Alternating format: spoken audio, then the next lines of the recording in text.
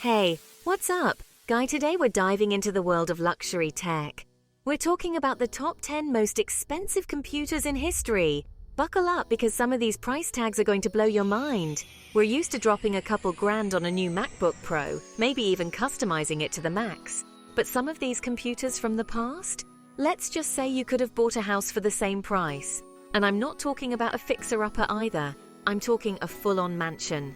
From clunky mainframes to surprisingly sleek early personal computers, we're going back in time to explore the machines that push the limits of both technology and price. So grab your wallet, or maybe just a stress ball, because we're about to get spendy in the most retro way possible. Let's get into it.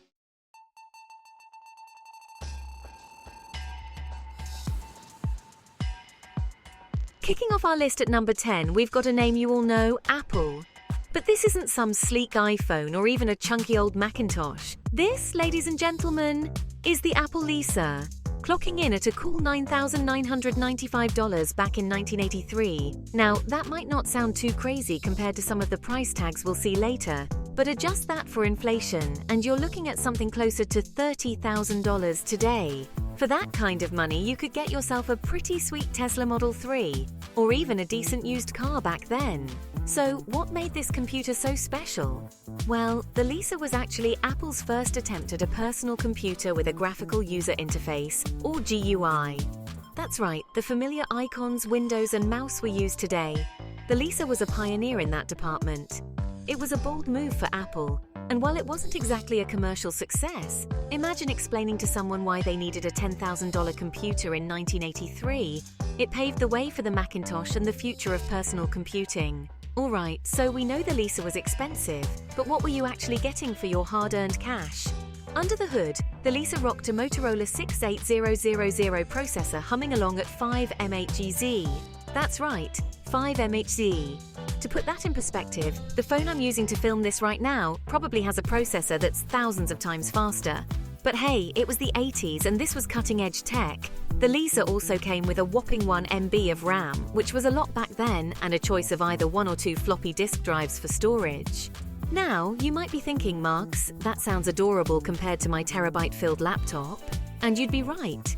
But the Lisa wasn't about raw power. It was about changing the way people interacted with computers. That guy I mentioned earlier, it was revolutionary. It made computers more accessible and user-friendly, even if it took a while for the rest of the world to catch up. So the Apple Lisa, expensive, innovative, and ultimately not a huge seller. It's a classic example of a product that was ahead of its time. The price tag alone was enough to scare off most consumers, and even businesses weren't entirely sold on the whole GUI thing just yet. But here's the thing about the Lisa. It might have been a commercial flop, but it was a technological triumph. It proved that a graphical user interface could work on a personal computer, and it laid the groundwork for the Macintosh, which would go on to be a massive success for Apple. So next time you're swiping through your iPhone or clicking around on your laptop, take a moment to remember the Apple Lisa. It might not have been the most practical or affordable computer, but it helped shape the digital world we live in today. The Lisa is now a piece of tech history, often found in museums and tech exhibits, reminding us of the leaps and bounds technology has made. Its influence is undeniable, and it serves as a testament to the innovative spirit that drives the tech industry forward. So while it may not have been a commercial hit, the Apple Lisa's legacy lives on in every device we use today.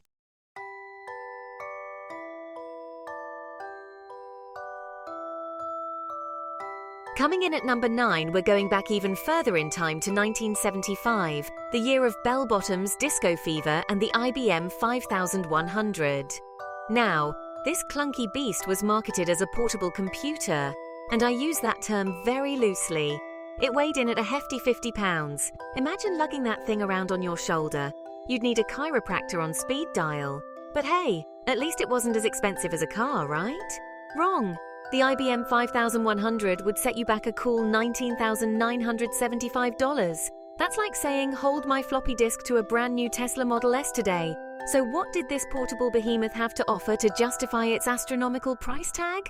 I mean, it wasn't exactly pocket-sized, and it wasn't exactly winning any beauty contests either. Let's just say that in the 1970s, the words portable computer meant something very different. This thing was designed for businesses and scientists who needed serious computing power on the go, or at least what passed for on the go back then. So let's pop the hood on this vintage beast and see what made it tick. The IBM 5100 was powered by a 16-bit processor running at a blazing, wait for it, 1.9 MHz. Yeah, you heard that right. And it came with a whopping 16 KB of RAM, expandable to a mind-blowing 64 KB. Now I know what you're thinking, my smartwatch has more RAM than that. And you'd be absolutely right. But remember, this was 1975 and this machine was a technological marvel for its time. It even had a built-in 5-inch CRT display, which was pretty fancy for the era. The IBM 5100 was designed to be a self-contained computing powerhouse. And for its target audience of scientists, engineers, and businesses, it was a game changer. Sure, you could have bought a small island for the price, but where else were you going to get that kind of computing power in such a relatively portable package? The IBM 5100 was definitely a niche product for a niche market.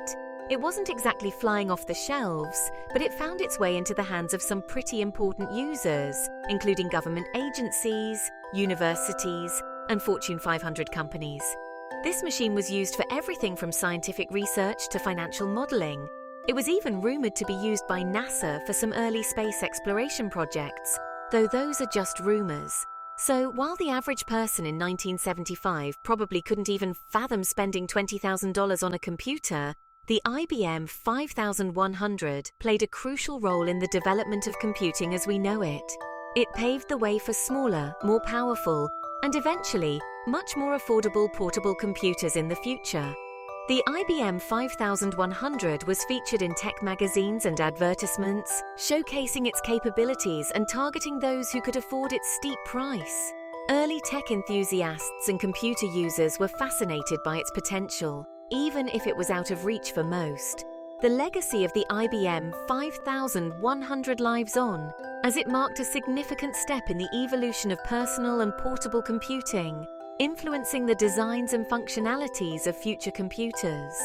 Today, we have sleek laptops and advanced technology that owe a nod to this pioneering machine, reminding us of how far we've come in just a few decades. The IBM 5100 stands as a testament to the innovative spirit of the 1970s, a milestone in the journey towards the powerful portable computers we rely on today.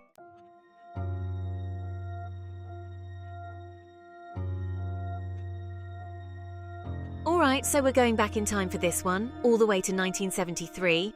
Bell-bottoms were in, disco was life, and the Xerox Alto was blowing minds. And budgets. This thing was seriously ahead of its time.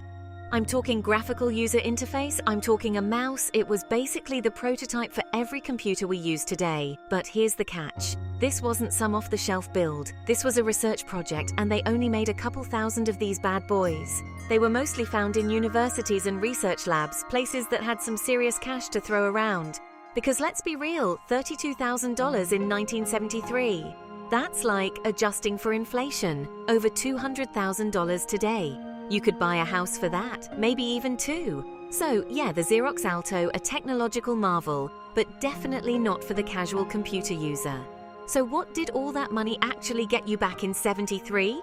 Well, the Alto had a whopping 128 kilobytes of RAM. Yeah, you heard me right, kilobytes. That's like enough to store a single high-res photo today. And don't even get me started on the hard drive or lack thereof.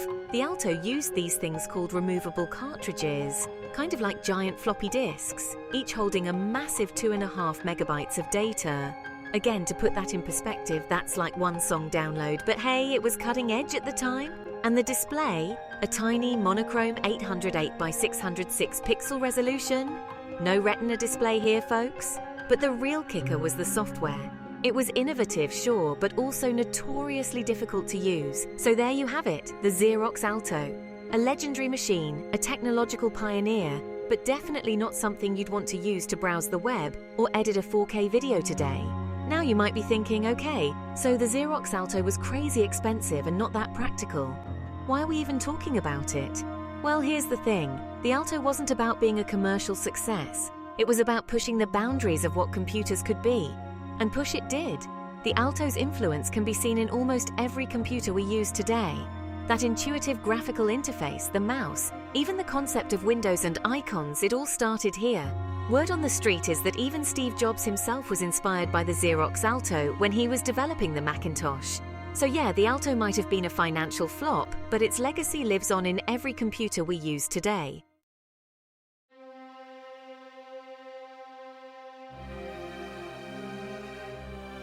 Alright, buckle up because we're entering the big leagues now. This is the CrayOne, a supercomputer that was basically the rock star of the computing world back in 1975. And when I say rock star, I mean it. This thing was huge, it was powerful, and it had a price tag that would make your eyes water. We're talking $8.86 million. Not pounds, not yen, but US dollars. That's like adjusting for inflation over $40 million today. For that kind of money, you could buy a fleet of sports cars, a private island, maybe even your own space program. But hey, when you wanted the fastest, most powerful computer on the planet, the CrayOne was the only game in town. It was used for everything from weather forecasting to nuclear weapons research. Now I gotta say, the CrayOne wasn't just about raw power, it was also a looker. I mean, just look at this thing. It's like something straight out of a sci-fi movie. That circular design, the padded benches around it, it was basically a computer you could lounge on. And those benches weren't just for show. The CrayOne generated so much heat, you practically needed a cooling system to keep it from melting down. Those benches actually housed part of that system, circulating cool air around the computer. But let's not forget what this thing was built for: speed. The CrayOne could perform a staggering 160 million floating point operations per second. To put that in perspective, your smartphone can probably do billions now. But back then, this was light speed. So what could you actually do with all that power back in the 70s? Well, the CrayOne was mainly used for scientific and military applications. Think complex simulations, code breaking, that sort of thing. It was basically the go-to computer for any problem that was too big, too complex, or too secret for any other machine to handle. Governments, research labs, universities, they all wanted a piece of the CrayOne. And it wasn't just about the hardware. Cray Research, the company behind the CrayOne, also developed specialized software and programming languages to squeeze every last drop of performance out of this beast. It was a complete package, and a very, very expensive one at that.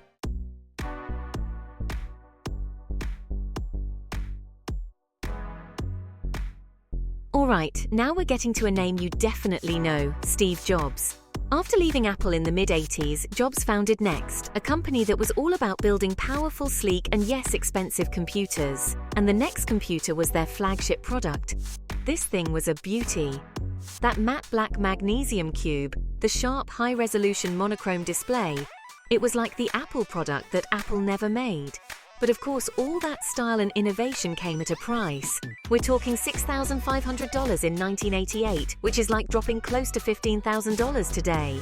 That's more than most people spend on a car. So yeah, the Next computer was definitely not for the faint of wallet. But hey, the Next computer wasn't just about looking good. Under the hood, this thing was a beast. It was one of the first computers to ship with a built-in optical drive, which was a huge deal back then. Remember floppy disks? Yeah, those things were slow and unreliable. The optical drive meant you could store way more data, access it faster, and actually rely on it to work.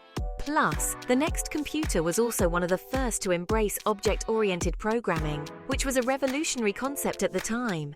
It made developing software faster and more efficient, which was a big deal for scientists, engineers, and anyone else doing serious work. So yeah, the Next computer wasn't just a pretty face, it was a powerful machine that pushed the boundaries of what computers could do. Now, commercially, the Next computer wasn't exactly a hit. It was too expensive, too niche, and most people just couldn't justify the cost.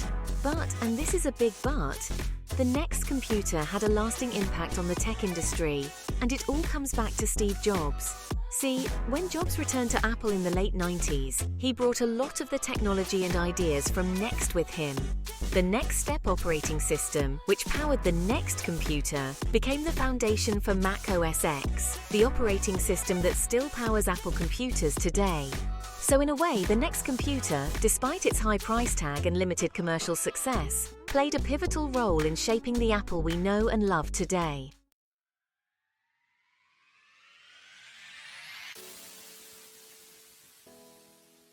Alright, coming in at number 6, we've got the Apple Macintosh Portable. Now Apple called it portable, and technically, they weren't wrong. It was technically possible to move it from one place to another. Emphasis on technically. This thing weighed in at a whopping 16 pounds. To put that into perspective, that's like carrying around 8 MacBook Airs. Or, for you fitness junkies, it's like having a small dumbbell permanently attached to your briefcase. So, yeah, maybe portable wasn't the best choice of words. But hey, at least for that hefty weight, you were getting some serious power, right? Well, not really. It had a 16 M8Z processor and a 40 MB hard drive. Respectable for its time, but nothing to write home about, especially considering the price tag. This bad boy would set you back a cool $7,300 in 1989. That's the equivalent of over $16,000 today.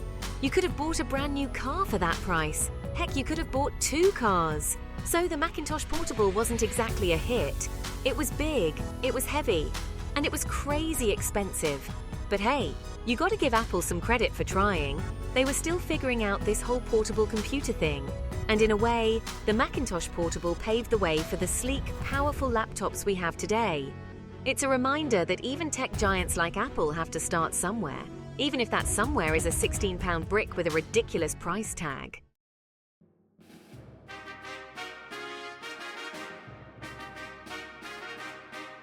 Next up, we're going back in time to 1964, the year the Beatles took America by storm, and the IBM System 360 took the business world by storm. This wasn't just a computer, it was a statement.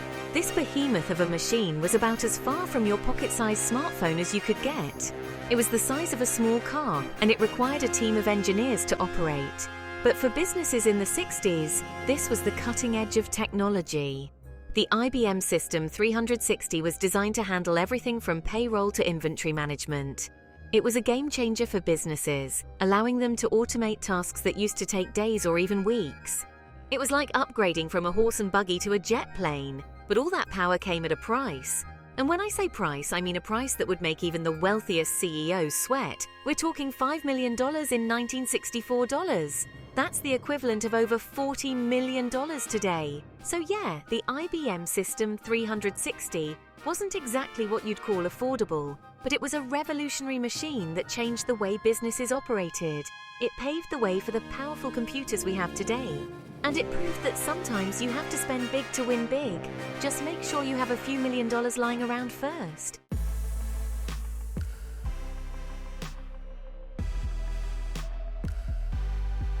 At number 8, we have the HP 3000, a computer that dared to call itself a mini-computer. Now, maybe mini meant something different back in 1972 because this thing was anything but small. It was about the size of a refrigerator, and it came with a price tag that could give you chills, $95,000. That's like buying a brand new Tesla Model S today, just to have it take up half your living room. But hey, at least it was powerful, right? Well, compared to your average calculator, sure. The HP 3000 was designed for businesses that needed to handle large amounts of data. Think banks, airlines, and government agencies. It was like having a room-sized spreadsheet with a dedicated team of engineers to keep it running. The HP 3000 might seem like a dinosaur compared to the sleek, powerful computers we have today, but it was a significant step forward in the evolution of computing. It brought computing power to a wider range of businesses and paved the way for the personal computer revolution that was just around the corner. So while you might not want one in your living room, the HP 3000 deserves a place in tech history.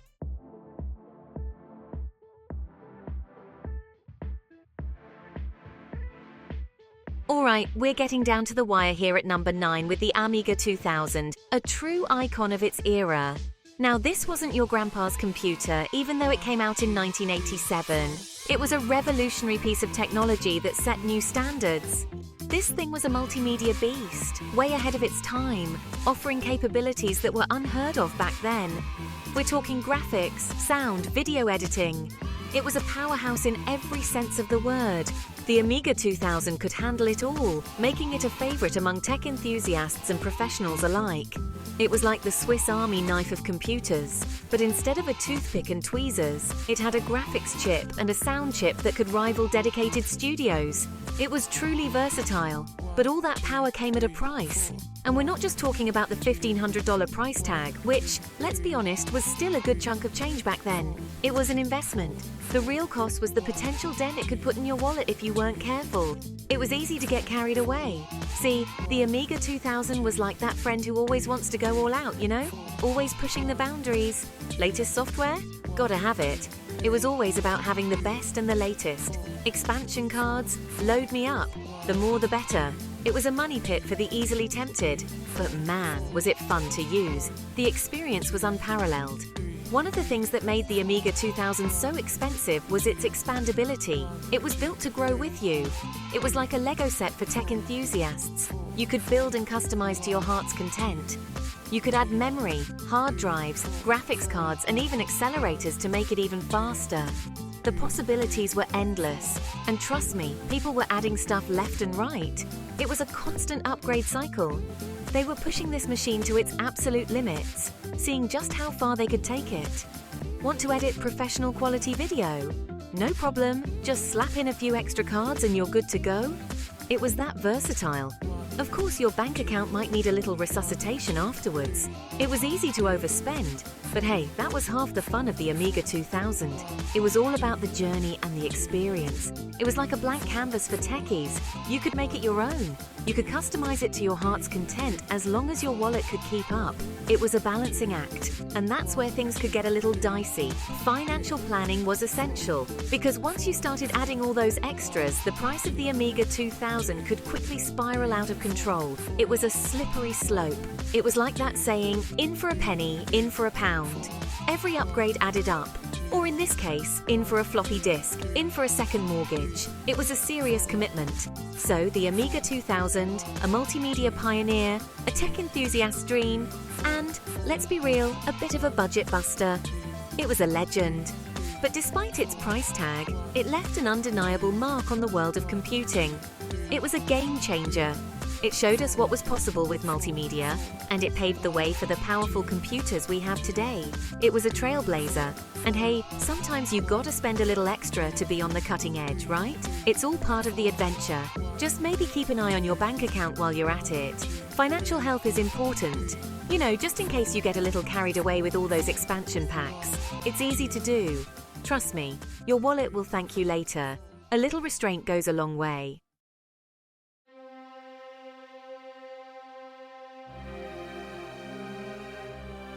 Buckle up, because we're entering the realm of serious computing power with the SGI Onyx at number 10. This wasn't just a computer, it was a statement piece.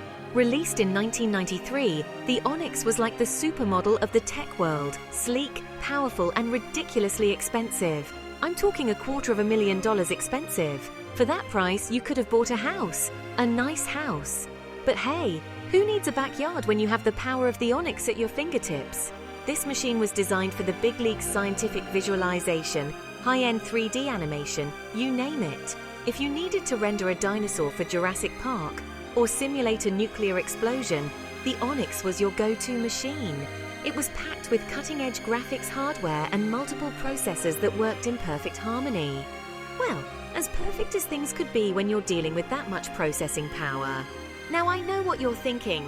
$250,000 is a lot of dough. And you're right, it is. But you have to understand, this wasn't a computer for the faint of heart or the light of wallet. This was for the big dogs, the pioneers, the ones who were pushing the boundaries of what was possible with technology. We're talking government agencies, research labs, and Hollywood studios. These were the only ones who could afford the Onyx and, more importantly, actually utilize its insane capabilities. Because let's be real, you weren't going to be playing Minesweeper on this thing. The Onyx was designed for tasks that would make your average computer burst into flames. It was like comparing a Ferrari to a tricycle. Sure, they both have wheels, but that's about where the similarities end. The Onyx was in a league of its own, and its price tag reflected that. So, the SGI Onyx, a legend in its own time. It was a symbol of technological prowess, a testament to human ingenuity, and a stark reminder that some things are just out of reach for us mere mortals.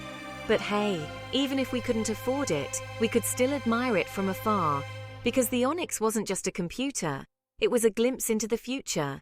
It showed us what was possible when you pushed the limits of technology, even if it came with a price tag that could make your eyes water. And sometimes that's all the inspiration we need.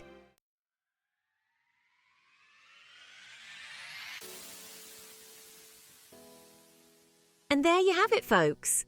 The top 10 most expensive computers in history. From the groundbreaking Apple Lisa to the wallet-crippling SGI Onyx, we've seen it all. It's amazing how far technology has come. And even more amazing how much people were willing to pay for a piece of the action. Which one of these tech titans would you have sold your house for? Let me know in the comments below. And while you're there, don't forget to hit that like button and subscribe for more tech throwbacks and gadget goodness. Peace out.